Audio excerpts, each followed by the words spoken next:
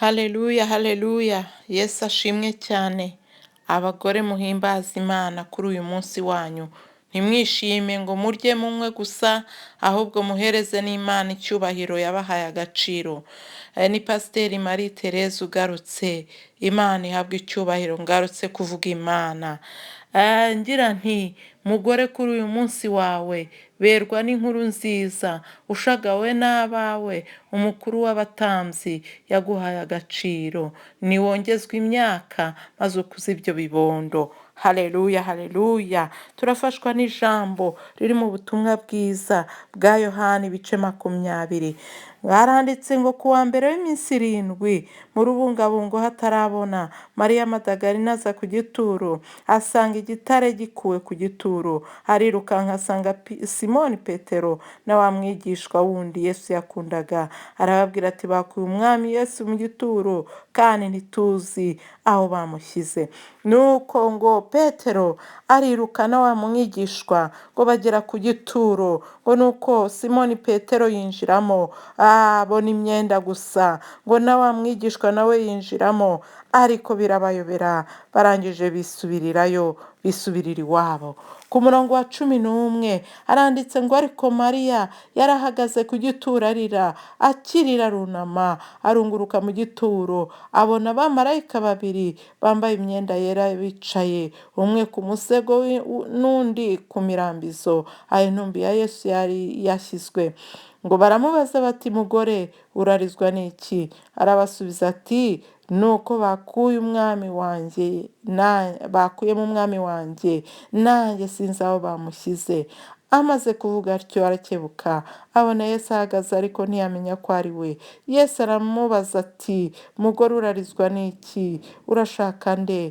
Yibwira ko ari umurinzi w'agashyamba. Aramubwira ati mutware, niba ari wowe umujyanye ahandi, mbwira aho umushyize nanjye mukureyo. Yesu aramubwira ati Mariya. Arahindukira amwita mu ruheburayo ati Rabuni, risobanura ngo databuja. Yesu aramubwira ati ntunkureho kuko ntarazamuka ngo njye kwa data, ahubwo jya kubwira bene data yuko nzamutse ngiye kwa data ari we so, kandi ku Mana yanjye ariyo Mana yanyu. Mariya Madagarina aragenda abarira abigishwa inkuru ati nabonye umwami, kandi abatekerereza ibyo yamubwiye. Izina ry'Uwiteka nirihabwa icyubahiro cyane. Umugore ajyana inkuru nziza, ayijyanira abigishwa. Yesu Yesu Yesu Yesu ni umwami mwiza, ni umwami w'amahoro, ni umwami utarobanura ku butoni. Igihe bariya bagabo bari mu mva, ntago marayika bavugishije, ariko yitegereje amarira ya Mariya Madagarina aravuga ati Mariya, urarizwa n'iki? Mugore, urarizwa n'iki?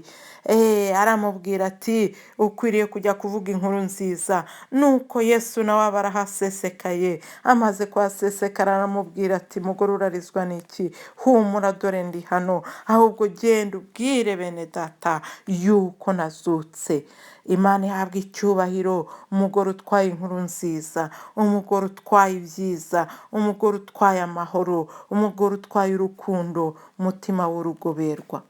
Mugore, kuri uyu munsi wawe berwa n'inkuru nziza, ushagawe n'abeza, umukuru w'abatambyi yaguhaye agaciro. Niwongezwe imyaka maze ukuze ibyo bibondo. Dore igihugu kiratuma kobwa na hungu impande zose z'isi. Mutumikire na Yesu waduhaye agaciro, atwicaza ahakwiye, atwambika ibitubera, ubu tugera ku ruhimbi, tumurata ubutwari.